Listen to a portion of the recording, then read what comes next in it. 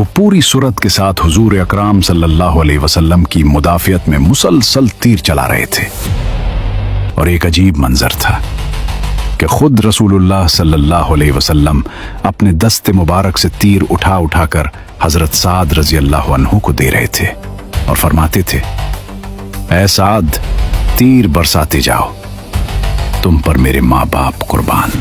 ادھر دشمن پوری بے رحمی کے ساتھ تیر برسا رہا تھا، مگر اس نازک ترین لمحے میں بھی رحمت عالم صلی اللہ علیہ وسلم کی زبان مبارک پر بد دعا نہیں بلکہ دعا تھی، رب اغفر قومی فإنہم لا یعلمون، یعنی اے اللہ میری قوم کو بخش دے کیونکہ وہ جانتے نہیں۔ یہی وہ عظمت ہے جو دشمنی کے درمیان بھی رحمت کو زندہ رکھتی ہے۔ حضور اقدس صلی اللہ علیہ وسلم دندان مبارک کے صدمے اور چہرہ انور کے زخموں سے نڈھال ہو رہے تھے۔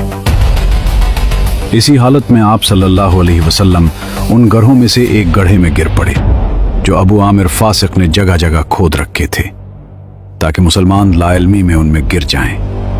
اسی نازک لمحے میں حضرت علی رضی اللہ عنہ نے آپ صلی اللہ علیہ وسلم کا دست مبارک تھاما اور حضرت طلحہ بن عبداللہ رضی اللہ عنہ نے آپ صلی اللہ علیہ وسلم کو سہارا دے کر اٹھایا۔ پھر ایک حیران کن منظر سامنے آیا۔ حضرت ابو عبیدہ بن الجراح رضی اللہ عنہ نے لوہے کی ٹوپی کی وہ کڑیاں جو چہرہ انور میں دھس گئی تھیں اپنے دانتوں سے پکڑ کر زور کے ساتھ کھینچ کر نکالیں۔ پہلا حلقہ نکالا تو ان کا ایک دانت ٹوٹ کر زمین پر گر گیا، پھر دوسرا حلقہ نکالا تو دوسرا دانت بھی ٹوٹ گیا۔ یہ تھا عشق، یہ تھی قربانی۔ ادھر چہرہ انور سے خون بہ رہا تھا تو حضرت ابو سعید خدری رضی اللہ عنہ کے والد حضرت مالک بن سنان رضی اللہ عنہ نے جوش عقیدت میں اس خون کو چوس چوس کر پی لیا اور ایک قطرہ بھی زمین پر گرنے نہ دیا۔ حضور صلی اللہ علیہ وسلم نے فرمایا، اے مالک بن سنان، کیا تم نے میرا خون پی لیا؟ عرض کیا، جی ہاں یا رسول اللہ صلی اللہ علیہ وسلم۔ تو آپ صلی اللہ علیہ وسلم نے فرمایا، جس نے میرا خون پی لیا جہنم کی کیا مجال کہ اسے چھو سکے۔ یہ وہ لمحے تھے جہاں محبت اپنی انتہا کو چھو رہی تھی اور قربانی تاریخ رقم کر رہی تھی۔ اس حالت میں رسول اللہ صلی اللہ علیہ وسلم اپنے جانثار صحابہ کے ساتھ پہاڑ کی بلندی کی طرف تشریف لے گئے، جہاں کفار کے لیے پہنچنا آسان نہ تھا۔ مگر ابو سفیان نے جب یہ منظر دیکھا تو وہ اپنی فوج لے کر پہاڑ کی طرف بڑھا، لیکن اس وقت حضرت عمر رضی اللہ عنہ اور دیگر جانثار صحابہ نے ایسے جوش و جذبے کے ساتھ کفار پر پتھر برسائے کہ ابو سفیان اس کو برداشت نہ کر سکا اور واپس پہاڑ سے اتر گیا۔ پھر ایک دل کو ہلا دینے والا منظر۔ حضور اقدس صلی اللہ علیہ وسلم اپنے چند صحابہ کے ساتھ پہاڑ کی ایک گھاٹی میں تشریف فرما تھے۔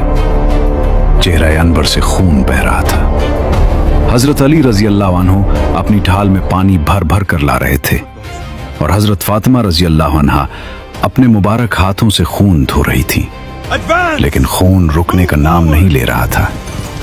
بالآخر کھجور کی چٹائی کا ایک ٹکڑا جلایا گیا اور اس کی راکھ زخم پر رکھ دی گئی تو خون فوراً تھم گیا۔ ابو سفیان جب جنگ کے میدان سے واپس جانے لگا تو ایک پہاڑی پر چڑھ گیا اور زور زور سے پکارا، کیا یہاں محمد صلی اللہ علیہ وسلم ہیں؟ حضور صلی اللہ علیہ وسلم نے فرمایا، تم لوگ اس کا جواب نہ دو۔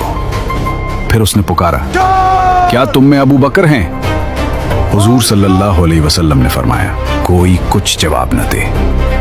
پھر اس نے پکارا، کیا تم میں عمر ہیں؟ جب اس کا بھی کوئی جواب نہ ملا تو ابو سفیان گھمنڈ سے پکار کر کہنے لگا، یہ سب مارے گئے، کیونکہ اگر زندہ ہوتے تو ضرور میرا جواب دیتے۔ یہ سن کر حضرت عمر رضی اللہ عنہ سے ضبط نہ ہو سکا اور آپ نے چلا کر کہا، اے دشمن خدا، تو جھوٹا ہے، ہم سب زندہ ہیں۔ پھر ابو سفیان نے اپنی فتح کے گھمنڈ میں نعرہ لگایا، آلو حبل، آلو حبل، یعنی اے حبل تو سر بلند ہو جا۔ حضور صلی اللہ علیہ وسلم نے صحابہ سے فرمایا، تم لوگ بھی اس کے جواب میں نعرہ لگاؤ۔ صحابہ نے عرض کیا، ہم کیا کہیں؟ ارشاد فرمایا، اللہ اعلی و اجل، यानी अल्लाह सबसे बुलंद और बड़ा है। फिर अबू सुफियान ने कहा, लनल उज़्ज़ा वला उज़्ज़ा लकुम, यानी हमारे लिए अज़्ज़ा है और तुम्हारे लिए कोई नहीं।